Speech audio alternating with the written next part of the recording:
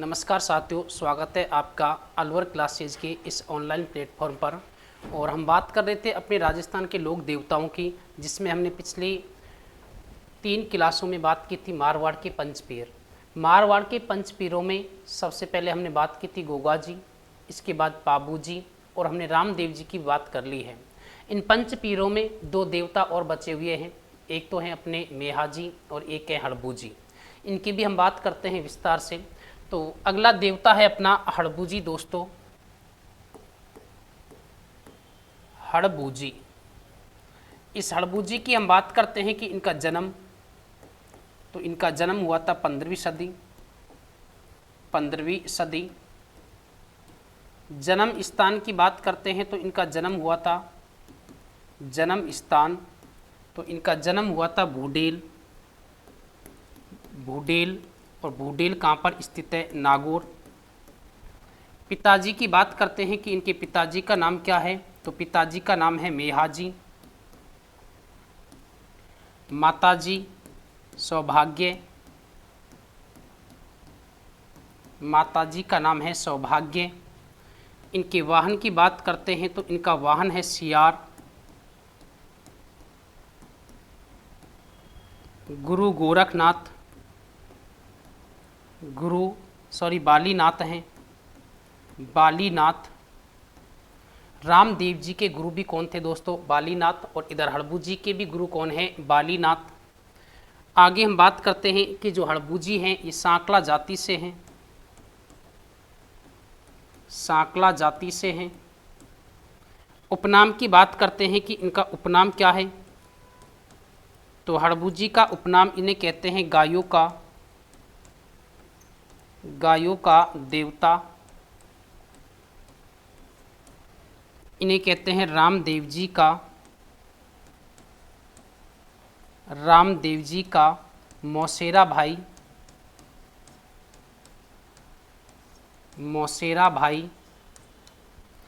इन्हीं का नाम आता है शगुन शास्त्र के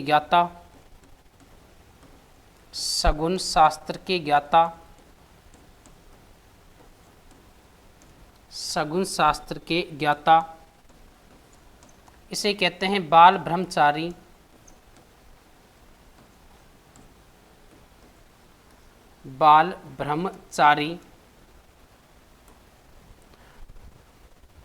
आगे हम बात करते हैं तो जो हड़बू जी हैं, ये हड़बू जी को गायों का जो देवता कहते हैं दोस्तों। कहा जाता है कि जो हड़बू जी जो विकलांग गाय थी, इन विकलांग गायों के लिए क्या लेकर आता था? चारा लेकर आता था। कि विकलांग गायों के लिए अपनी बैलगाड़ी में चारा लेकर आता है, इसलिए कहा जाता है इसे गायों का रक्षक। क्योंकि गायों का रक्षक, यदि गायों की आप सेवा कर रहे हो तो आप भी गायों के रक्षक कहलाओगे। यहाँ पर जो हड़बू जी है ये अपनी बैलगाड़ी में इन विकलांग गायों के लिए चारा लेकर आता था, इसलिए हड़बू जी को कहते हैं गायों का रक्षक। आगे कहा जाता है कि जो हड़बू जी है, इस हड़बू जी के मंदिर में बैलगाड़ी की क्या होती है? पूजा होती है। बैलगाड़ी की पूजा। ऐसा कौन सा देवता है जिसके मंदिर में बैलगाड़ी की पूजा की जाती है? तो दोस्तों वो कौन सा मंदिर है, कौन सा देवता है अपना, कौन सा मंदिर है? तो हड़बू जी का मंदिर है, जहाँ पर इनकी बैलगाड़ी की पूजा की जाती है। इधर जो हड़बू जी है, इस हड़बू जी के बारे में कहा जाता है कि आपने कभी इतिहास पढ़ा है कि उस समय जो मारवाड़ रियासत है, एक तो मारवाड़ रियासत और एक मेवाड़ की हम बात करते हैं। मारवाड़ और मेवाड़। तो मेवाड़ का शासक कौन था दोस्तों? मेवाड़ का शासक, इधर मेवाड़ का शासक उस समय था राणा लाखा। और इधर जो मारवाड़ का शासक है, इस मारवाड़ का शासक था राव चोड़ा का बेटा, जिसका नाम क्या था? रणमल। इस रणमल की बहन का नाम था हंसाबाई। ये कहानी आपने इतिहास में कभी पढ़ी होगी, और हम इस कहानी के बारे में पूरा इतिहास में ही बात करेंगे। तो इधर जो हंसाबाई की शादी होती है राणा लाखा के साथ। इस राणा लाखा से एक पुत्र होता है मोकल। और इधर जो रणमल राठौड़ है, इस रणमल राठौड़ का पुत्र का नाम था राव जोधा। कहा जाता है कि जो हड़बू जी है, ये हड़बू जी किसके पास शरण लेता है? राव जोधा के पास शरण लेता है। राव जोधा के पास शरण कौन लेता है? हड़बू जी। इसलिए कहते हैं कि जो राव जोधा है, राव जोधा हड़बू जी के पास शरण लेता है। राव जोधा किसके पास शरण लेता है, तो हड़बूजी के पास शरण लेता है। कहा जाता है कि जो हड़बूजी है, ये हड़बूजी इस राव जोधा को आशीर्वाद के रूप में कटार भेंट करता है। हड़बूजी राव जोधा को आशीर्वाद के रूप में कटार भेंट करता है और ये भविष्यवाणी भी करता है राज्य प्राप्ति की। इसलिए कहा जाता है कि राव जोधा प्रसन्न होकर इस हड़बूजी को एक गांव भेंट करता है और उस गांव का नाम क्या है दोस्तों, बैकटी गांव। कौन सा गांव है, बैकटी गांव फलोदी के अंदर है। यहाँ पर इस हड़बूजी का क्या बना हुआ है, मंदिर बना हुआ है। कहा जाता है कि जो बैकटी गांव है ये इस राव जोधा ने इस हड़बूजी को भेंट किया था, जहाँ पर इसके मंदिर का जो निर्माण करवाया था, इसके मंदिर का जो निर्माण करवाया था, मंदिर का निर्माण किसने करवाया था, तो याद रखना मारवाड़ के शासक जिसका नाम क्या था, अजीत सिंह। कि मंदिर का निर्माण किसने करवाया था दोस्तों, तो अजीत सिंह ने करवाया था। मंदिर कहाँ पर है, तो बैकटी गांव फलोदी में है। मंदिर का निर्माण अजीत सिंह ने करवाया था। इधर जो राव जोधा है, इस राव जोधा का शासनकाल की हम बात करते हैं तो 1438 से लेकर 1489। इसका मतलब कौन सी सदी चल रही है दोस्तों, 15वीं सदी चल रही है। इसीलिए इस हड़बूजी का जो जन्म है, ये जन्म भी कब माना गया है, 15वीं सदी। तो हड़बूजी के बारे में इतना ही है कि हड़बूजी के जो पुजारी होते हैं सांकला जाति के होते हैं। इधर हड़बूजी किसके समकालीन था, तो राव जोधा के समकालीन था। राव जोधा ने इस हड़बूजी के पास शरण ली थी, इसलिए हड़बूजी ने राव जोधा को कटार भेंट की थी आशीर्वाद के रूप में। इसीलिए राव जोधा ने प्रसन्न होकर इसको एक गांव भेंट किया था और उस गांव का नाम क्या था, बैकटी गांव। ये बैकटी गांव कहाँ पर है दोस्तों, फलोदी। यहाँ पर इसके मंदिर का निर्माण किसने करवाया था, तो मारवाड़ के शासक जिसका नाम क्या था, अजीत सिंह। कि मारवाड़ के शासक अजीत सिंह ने इसके मंदिर का क्या करवाया था, निर्माण करवाया था। तो यहाँ तक हम एक बार लिख लेते हैं हड़बूजी के बारे में। तो हड़बूजी को आगे कहा जाता है कि इसे रामदेव जी का मौसेरा भाई कहते हैं, सगुन शास्त्र का ज्ञाता कहते हैं। कहा जाता है कि हड़बूजी पहले ही बता देते हैं कि शुभ अशुभ क्या होने वाला है, इसलिए इसे क्या कहते हैं, सगुन शास्त्र का ज्ञाता। इसे कहते हैं गायों का रक्षक। और गायों का रक्षक क्यों कहते हैं, क्योंकि इन्होंने गायों की रक्षा की थी, गायों के लिए चारा लेकर आता था, इसलिए इसे कहते हैं गायों का रक्षक। हड़बूजी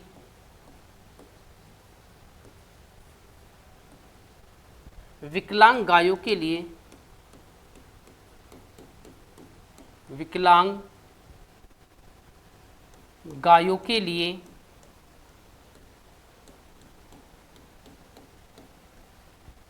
अपनी बैलगाड़ी में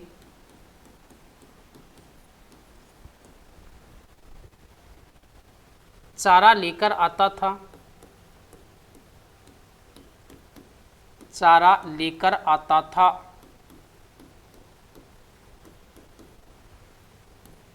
इसके मंदिर में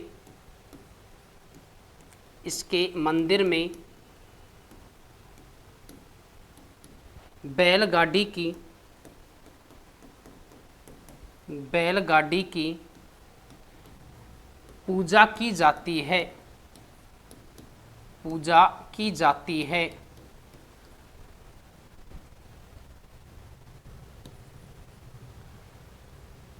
हड़बूजी मारवाड़ शासक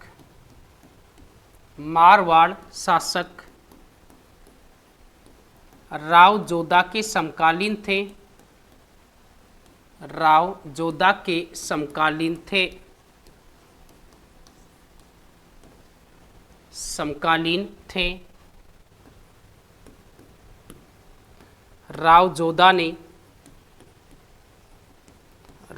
जोधा ने हड़बूजी के पास शरण ली। हड़बूजी ने राव जोधा को आशीर्वाद के रूप में, आशीर्वाद के रूप में, आशीर्वाद के रूप में कटार भेंट की, कटार भेंट की। वे राव जोधा ने,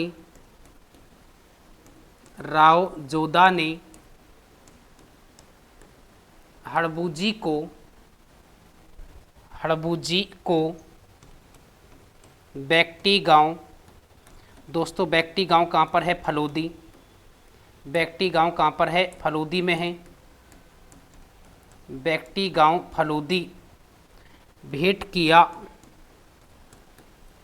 भेंट किया, जहाँ पर इसका, जहाँ पर इसका मंदिर बना हुआ है, मंदिर बना हुआ है।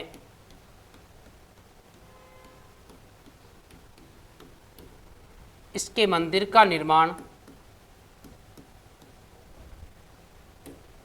इसके मंदिर का निर्माण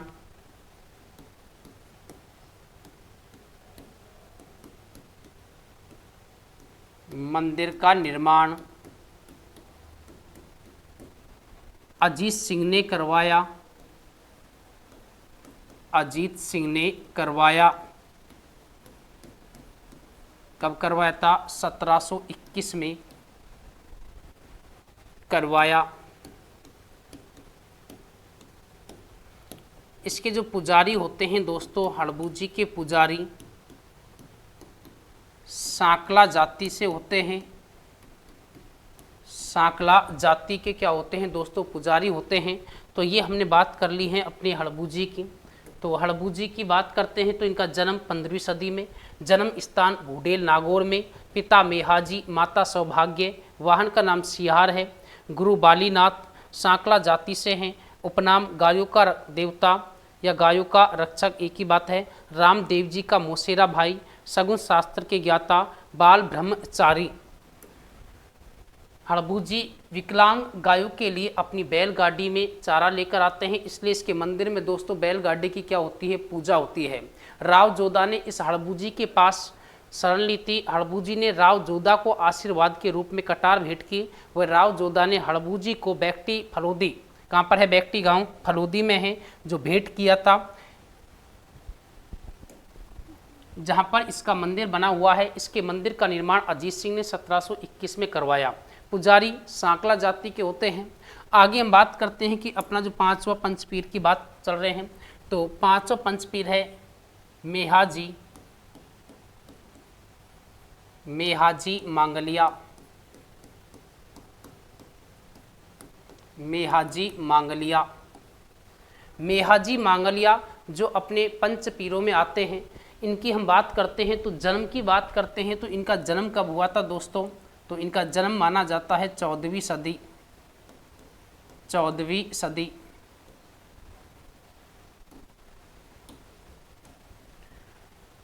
इनके जो पिताजी हैं,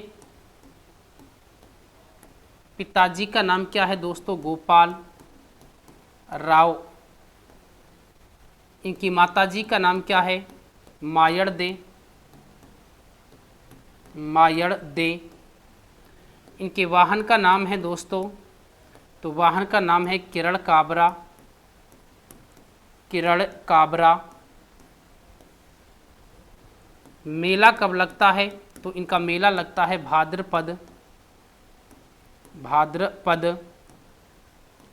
कृष्ण अष्टमी, भाद्रपद कृष्ण अष्टमी को इनका मेला लगता है। इन्होंने पाना गुजरी, पाना गुजरी की गायों की रक्षा की, गायों की रक्षा की, इसलिए इन्हें भी हम क्या कहते हैं? गायों का रक्षक कहते हैं। आगे बात करते हैं कि जो मेहाजी है दोस्तों, इस मेहाजी की आगे हम बात करते हैं तो मेहाजी, मेहाजी, मेहाजी के मंदिर और मेहाजी के जो मंदिर है, मेहाजी का जो मंदिर है दोस्तों, तो मंदिर कहाँ पर है? वापणी। कहाँ पर है ये दोस्तों? जोधपुर में है। इनके जो पुजारी होते हैं, पुजारी, तो दोस्तों पुजारियों की वंश वृद्धि नहीं होती, वंश वृद्धि नहीं होती, अर्थात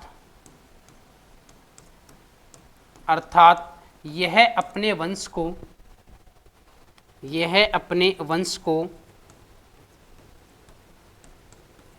वंश को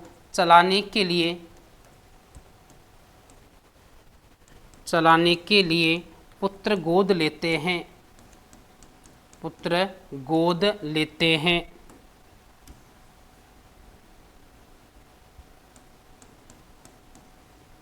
गोद लेते हैं। इधर हम बात करते हैं कि जो मेहाजी है, तो याद रखना दोस्तों मेहाजी राव चूड़ा के समकालीन थे,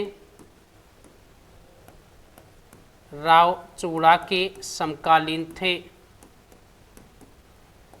इधर हम बात करते हैं हड़बूजी, तो दोस्तों हड़बूजी किसके समकालीन थे? तो हड़बूजी इधर राव जोधा के समकालीन थे, जबकि मेहाजी राव चूड़ा के समकालीन थे। तो हमने बात कर ली है अभी मारवाड़ के पंच पीरों की। सबसे पहले गोगा जी पढ़ा था हमने, बाबू जी, रामदेव जी, हड़बूजी और मेहाजी। अब जो हम देवता पढ़ेंगे दोस्तों, ये आगे जो देवता हैं ये अपने पंच पीरों में नहीं आते हैं। तो आगे हम बात करते हैं अपने नेक्स्ट देवता हैं, और देवता है नेक्स्ट अपना इलोजी। इलोजी इनकी बात करते हैं तो इलोजी का जो मंदिर बना हुआ है, इलोजी का मंदिर, तो इलोजी का मंदिर कहाँ पर है दोस्तों? बालोतरा। इनका जो मूल नाम जाना जाता है, मूल नाम क्या है दोस्तों? तो इनका मूल नाम है, तो इनका मूल नाम है छोटू राम। छोटू राम। उपनाम की बात करते हैं कि इनका उपनाम क्या है, तो उपनाम इन्हें कहते हैं छेड़छाड़ का देवता। इसे कहते हैं संतान देने वाला देवता। इसे कहते हैं कुंवारों का देवता। इधर हम बात करते हैं कि इनके जो सवारी है, इसकी जो सवारी है दोस्तों, तो सवारी कहाँ की प्रसिद्ध है? जालोर की इनकी सवारी प्रसिद्ध है। जबकि इनकी जो बारात है, ये बारात कहाँ की प्रसिद्ध है? बालोतरा की। इलोजी होलिका के होने वाले, इलोजी होलिका के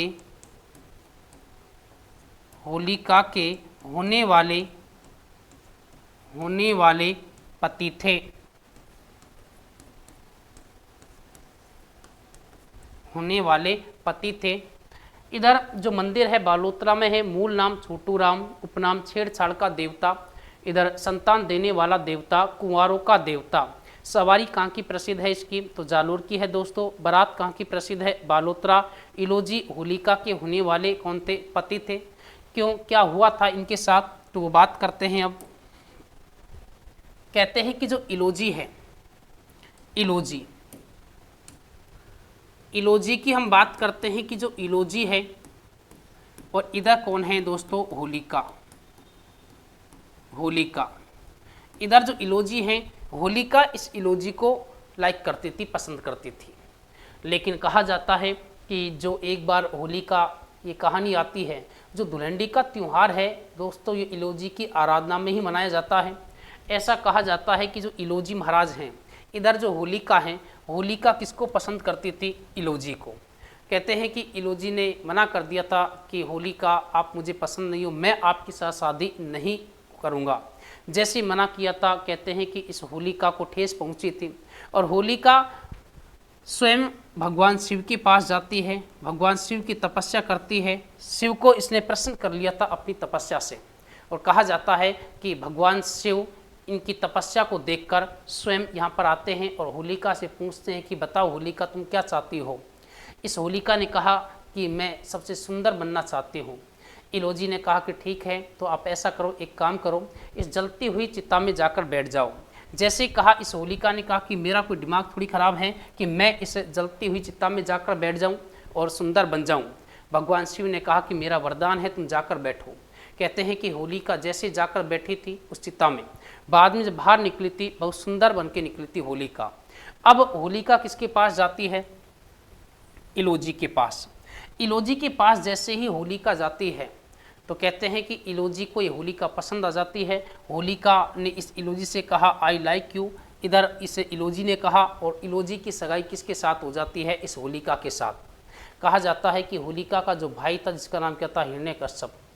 दोस्तों, हिरण्यकश्यप के पुत्र का नाम क्या था? प्रहलाद। आपने आगे कहानी ये सुनी भी होगी। हम एक होली का त्यौहार मनाते हैं।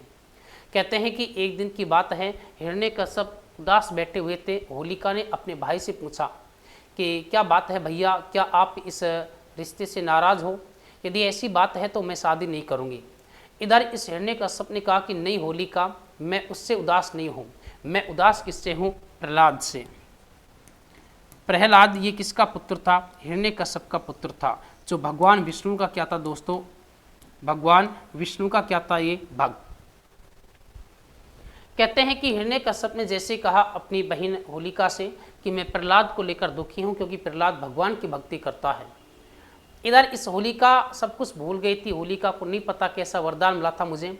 इस होलिका ने कहा कि बस भैया इतनी सी बात, इसका तो मैं अभी काम कर देती हूँ। कहते हैं कि जो होलिका है इस प्रहलाद को लेकर अग्नि में बैठ जाती है। दोस्तों, इधर भगवान की ऐसी कृपा हुई थी कि होलिका जलकर राख हो जाती है, लेकिन इधर जो प्रहलाद हैं ये बच जाते हैं। इसी खुशी में हम एक त्यौहार मनाते हैं। कौन सा? होली का त्यौहार।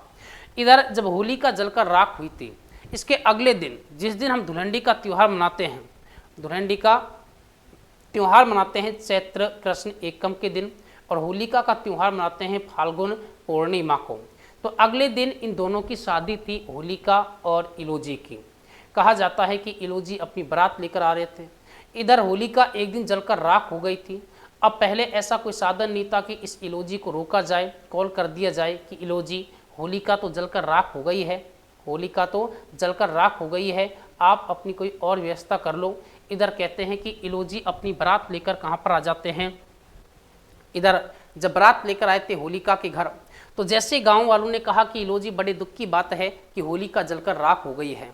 जैसे ही पता चला इस इलोजी को, तो कहते हैं कि इलोजी को भी दुख हुआ था और इलोजी ने कहा कि चलो ठीक है, आप मुझे एक बार होलिका के पास लेकर चलो जहाँ पर उसकी राख है। तो दोस्तों, इस इलोजी को जैसे होलिका की राख के पास लेकर गए थे, इस इलोजी ने उस राख के साथ धुलंडी की तरह खेला था, अपने शरीर पर भस्म की तरह राख को लगाया था और उसी दिन से एक त्यौहार की शुरुआत हो गई थी। कौन सा त्यौहार है वो दोस्तों? धुलंडी का त्यौहार। तो याद रखना, धुलंडी का त्यौहार किसकी आराधना में मनाया जाता है? इलोजी की आराधना में। इस त्यौहार पर जो धुलंडी का त्यौहार है, धुलंडी का जो त्यौहार है दोस्तों, इस पर यहाँ पर आप किसी के भी रंग गुलाल लगा सकते हैं। बुरा ना मानो, आज तो क्या है? होली है। इसलिए इस त्यौहार में छेड़छाड़ भी हो जाती है। इसलिए हम क्या कहते हैं? इसे छेड़छाड़ का देवता। छेड़छाड़ का देवता किसे कहते हैं दोस्तों? तो इलोजी को कहते हैं। ऐसा कहा जाता है कि जो बांझ महिलाएं होती हैं, जिनको संतान की प्राप्ति नहीं होती, तो वो महिलाएं इस इलोजी के मंदिर में जाती हैं और वहाँ पर एक डांस करती हैं, इल्ला इल्ली नृत्य। कौन सा नृत्य है? इल्ला इल्ली नृत्य। इस इल्ला इल्ली नृत्य को करने के बाद कहते हैं कि उस महिला को संतान की प्राप्ति हो जाती है, इसलिए कहते हैं इसे संतान देने वाला देवता। आगे हम बात करते हैं इस इलोजी की। तो कहते हैं कि इलोजी के मंदिर में इसकी आदम कद नग्न अवस्था में क्या है दोस्तों? मूर्ति है। कि इलोजी के मंदिर में इलोजी की आदम कद नग्न अवस्था में क्या है? प्रतिमा स्थित है। तो यहाँ तक हमने जो पढ़ा है इसको एक बार हम नोट कर लेते हैं। तो इलोजी की सगाई किसके साथ हुई थी दोस्तों? होलिका के साथ हुई थी।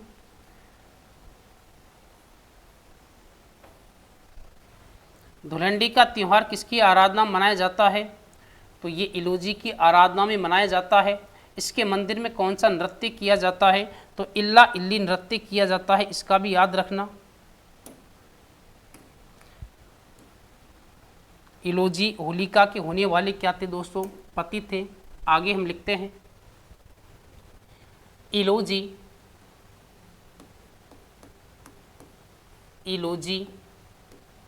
की आराधना में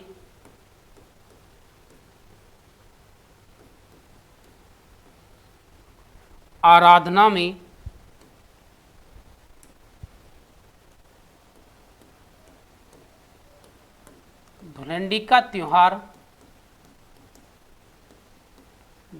का त्योहार मनाया जाता है।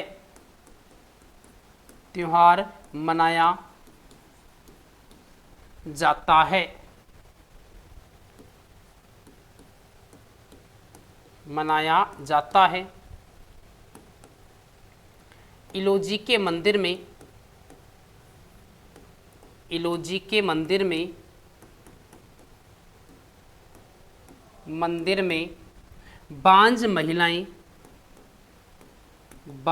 महिलाएं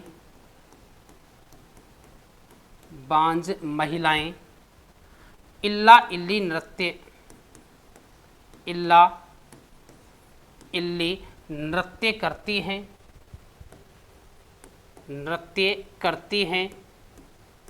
दोस्तों यहाँ पर जो इल्ला है, इल्ला तो कौन है? इलोजी है। और इल्ली कौन है? होलिका है, इसका भी याद रखना। आगे हम बात करते हैं कि जो इलोजी है, इलोजी के मंदिर में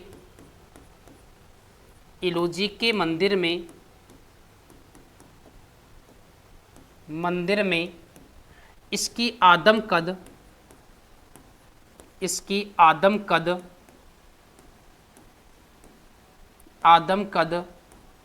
नग्न अवस्था में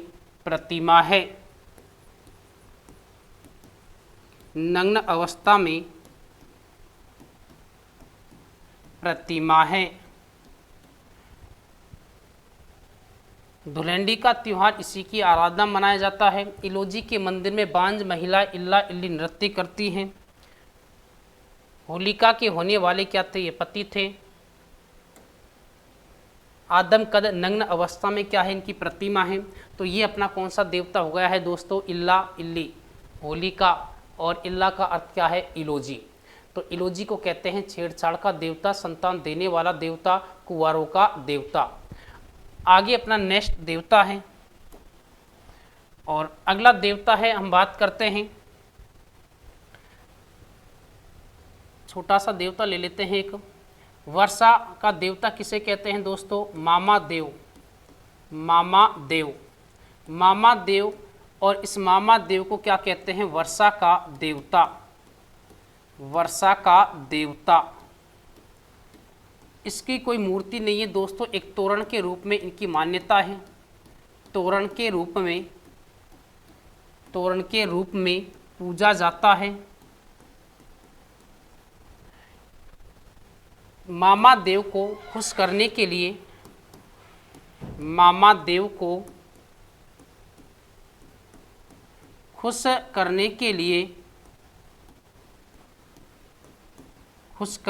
लिए भैंसे की बलि दी जाती है। बलि दी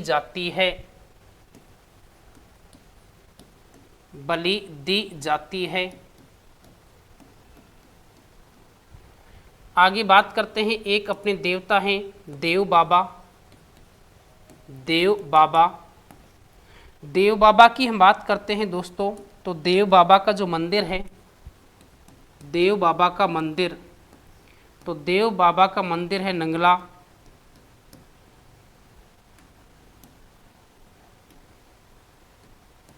नंगला जहाजपुर। नंगला जहाजपुर कहाँ पर है दोस्तों? भरतपुर में है।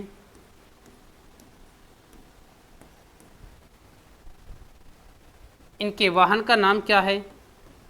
तो इनके वाहन का नाम है पाडा, या फिर आप कह सकते हो भैंसा।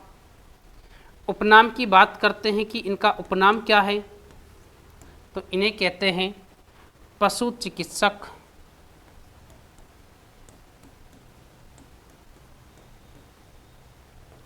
पशु चिकित्सक। इन्हें कहते हैं ग्वालों का देवता। ग्वालों का देवता। पशु चिकित्सक, ग्वालों का देवता इन्हें कहते हैं। कहते हैं कि जो देव बाबा हैं, देव बाबा को भोजन कराने पर, देव बाबा को भोजन कराने पर,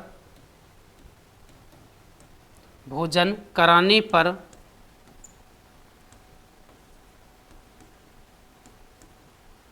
ग्वाले भोजन, देव बाबा को भोजन कराने पर, देव बाबा जो ग्वालों के देवता हैं, यदि आप ग्वालों को भोजन कराते हो तो कौन से बाबा खुश होते हैं? देव बाबा। यदि आप ग्वालों को भोजन कराते हैं, ग्वालों को भोजन कराने पर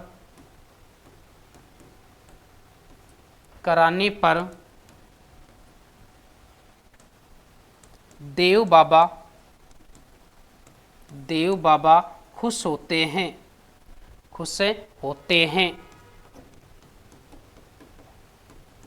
खुश होते हैं। यदि आप इधर यहाँ पर ग्वालों को भोजन कराते हो, तो ग्वालों को यदि आप भोजन कराते हैं तो देव बाबा दोस्तों क्या होते हैं? खुश होते हैं। इधर इसे क्या कहते हैं? पशु चिकित्सक कहते हैं। इन्हें ग्वालों का देवता कहते हैं। ऐसा कहा जाता है कि जो देव बाबा है, इस देव बाबा ने अपनी मृत्यु के बाद, अपनी मृत्यु के बाद अपनी बहन, अपनी मृत्यु के बाद अपनी बहन, और बहन का नाम क्या है दोस्तों? ऐलादी। कहते हैं कि अपनी मृत्यु के बाद इसने अपनी बहन ऐलादी का क्या भरा था? भात भरा था। ऐसा कहा जाता है। ये एक कहानी आती है कि देव बाबा ने अपनी बहन ऐलादी, अपनी मृत्यु के बाद अपनी बहन का क्या भरा था? भात भरा था। ऐसा भी कहा जाता है।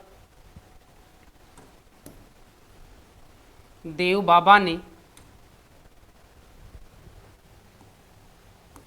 देव बाबा ने अपनी बहन ऐलादी का अपनी मृत्यु के बाद भात भरा। आगे हम बात करते हैं, एक अपने देवता हैं जिनका नाम है झड़रोजी।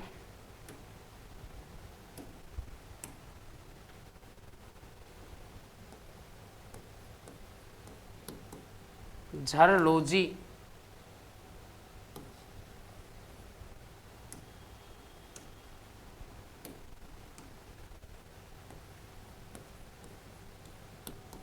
झड़रोजी या इन्हें कहते हैं रूपनाथ, रूपनाथ जी। इनके पिताजी की बात करते हैं तो दोस्तों इनके पिताजी का नाम क्या है? बूडो जी। इनके पिताजी का नाम क्या है दोस्तों? बूडो जी है। इनके जो प्रमुख मंदिर है, मंदिर, तो मंदिर कहाँ पर स्थित है? कोलूमंड। और कोलूमंड कहाँ पर है दोस्तों? फलोदी। कहा जाता है कि जो रूपनाथ हैं, रूपनाथ या झड़रोजी, इसने क्या किया था? जिंदराव खींची की हत्या कर, जिंदराव खींची की हत्या कर, खींची की हत्या कर अपने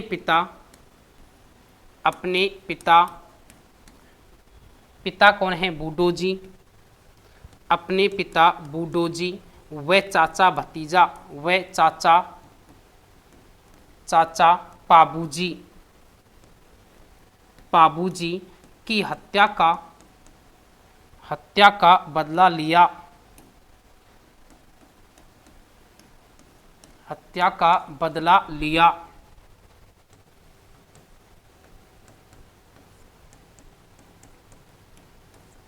झड़रोजी को माना जाता है, दोस्तों याद रखना, झड़रोजी राजस्थान का प्रथम सिजेरियन बालक था। यदि पूछा जाए कि भारत का प्रथम सिजेरियन बालक कौन था, तो दोस्तों बिंदुसार है। जबकि राजस्थान का प्रथम सिजेरियन बालक कौन है, तो झड़रोजी या रूपनाथ। ऐसा कहा जाता है कि जब पाबूजी देवल चारनी, हमने बात की थी कि पाबूजी के बारे में, तो जब पाबूजी देवल चारनी की गायों की रक्षा करते हुए, देवल चारनी गायों की रक्षा करते हुए पाबूजी वीर गति को क्या हो जाते हैं, प्राप्त हो जाते हैं ढेंचू गांव 1276 में। उसके साथ साथ बूडोजी के साथ डेमा हड़मल भी थे, ये भी वीर गति को प्राप्त हो जाते हैं। कहा जाता है कि उस समय पाबूजी बूडोजी एक ही परिवार के हैं, दोनों भाई थे। इस जिंदराव खींची ने रिश्ते में जो बहनों लगता था, जिंदराव खींची ने सभी की हत्या कर दी थी। जैसे जिंदराव खींची ने जब सभी की हत्या की, तो कहा जाता है कि जो जिंदराव खींची है, जिंदराव खींची कहाँ से था दोस्तों, तो जिंदराव खींची कहाँ का रहने वाला था, ये जायल गांव, और जायल गांव कहाँ पर है, नागौर, यहाँ का रहने वाला था ये। और कहते हैं कि जिंदराव खींची जब इस पाबूजी के परिवार की हत्या करके जा रहा था, तो उस समय बूडोजी की जो पत्नी थी केसर, वो उस समय गर्भवती थी दोस्तों। कहा जाता है कि केसर भी हालात गंभीर हो गई थी, उसको पता था कि मेरा जीना मुश्किल है, क्यों ना मैं, यदि मेरी प्राण निकल भी गए, मेरे प्राण, तो मेरे गर्भ में जो संतान है उसके प्राण निकल जाएंगे। इसलिए कहते हैं कि उस केसर ने अपने पेट में चीरा लगाया था और अपने पुत्र को क्या दे दिया था, जन्म दे दिया था, जिसे आज हम क्या कहते हैं, रूपनाथ, या इसी का नाम क्या था, झड़रोजी। झड़रोजी को जन्म किसने दे दिया था, केसर ने।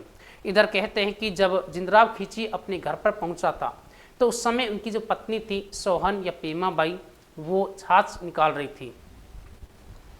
कहते हैं कि सोहन बाई से इस जिंदराव खींची ने जाकर कहा कि सोहन, आज मैं तेरे परिवार की हत्या करके आ रहा हूँ। जैसे ही इस लड़की ने सुना था अपने परिवार के बारे में, तो दोस्तों बस ये समझो कि इसने जहर की घूंट पीकर शांत रह गई थी। बहुत दुख हुआ था, पर करे क्या। और इस सोहन बाई ने जो छाछ कर रही थी, उसी समय एक प्रतिज्ञा ली थी कि जीवन में छाछ करनी है तो जिंदराव खींची के रक्त की छाछ करनी है मुझे। और इस सोहन बाई ने प्रतिज्ञा ली थी, जिंदराव खींची कभी सामने अपनी शक्ल मत दिखा देना बस। ये कहकर सोहन बाई अपने कक्ष में चली जाती है और लगभग बताते हैं कि इस जायल गांव में अकाल की स्थिति आ गई थी। जब अकाल की स्थिति आई तो जिंदराव खींची इस गांव का ठाकुर था। जिंदराव खींची ज्योतिषी के पास जाता है और कहता है कि महाराज क्या हो रहा है ये। इधर इस ज्योतिषी ने कहा कि जिंदराव खींची तूने पाबूजी जैसे परिवार की हत्या की है, देवता जैसे परिवार की हत्या की है, ये होने वाला ये है। कहते हैं कि जायल गांव के नहर, कुएं, पेड़ पौधे सारे सूख गए थे। अब इधर इस जिंदराव खींची ने पूछा था ज्योतिषी से कि इसका कोई निवारक है। कहा कि इसका एक ही निवारक है बस, कि जिस दिन पाबूजी के परिवार से कोई भी सदस्य इस जायल गांव में पैर रख देगा, उसी दिन ये पेड़ पौधे क्या हो जाएंगे, हरे भरे हो जाएंगे। अब टेंशन किसको हो गई है, जिंदराव खींची को, क्योंकि उसको पता है कि मैंने किसी को छोड़ा ही नहीं। लेकिन जीवित कौन है दोस्तों, अभी झड़रोजी है। कहा जाता है कि झड़रोजी भी धीरे धीरे लगभग 10 वर्ष का हो जाता है। ये शरारती बालक था ये झड़रोजी। कहते हैं कि घाट पर जब महिलाएं पानी भरने जाती थी, उन महिलाओं को छेड़ता था, महिलाओं की मटकी को फोड़ता था। एक महिला ने एक दिन कहा कि झड़रोजी, जब तुम्हारा इतना अच्छा निशाना है तो तुम्हारे परिवार का हत्यारा तुम्हारा फूफा जी जिंदराव खींची, उससे बदला क्यों नहीं लेते। जैसे ही पता चला था इस झड़रोजी को दोस्तों कि मेरे परिवार का हत्यारा कौन है, जिंदराव खींची, तो झड़रोजी अपने पिता, चाचा, पूरे परिवार के हत्यारे जिंदराव खींची को मारने के लिए कहाँ पर चला जाता है, जायल गांव।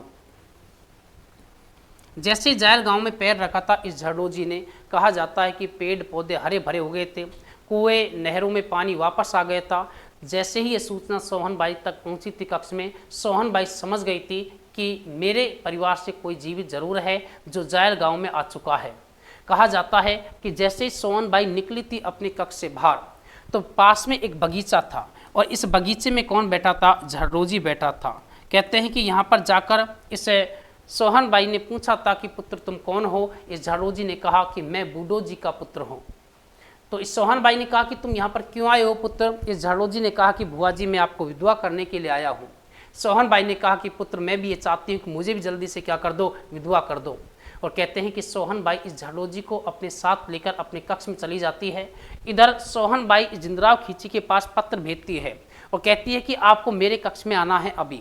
जैसे 10 वर्ष बाद दोस्तों जिंदराव खींची के पास जब पत्र गया था सोहन बाई का, तो ये भी बहुत खुश हुआ था और जिंदराव खींची अपनी पत्नी के पास आ जाता है। जैसे पत्नी के पास आता है कक्ष में, दरवाजे पर झड़ोजी खड़ा था। जैसे जिंदराव खींची ने एंट्री की थी, कहा जाता है कि झड़ोजी ने अपनी तलवार को निकाला था और उसका सिर धड़ से क्या कर दिया था, अलग कर दिया था।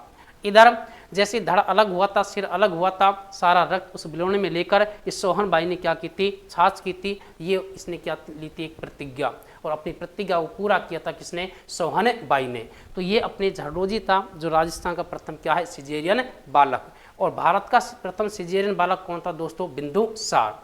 तो ये हमने बात कर ली अपने झड़ोजी की। धन्यवाद।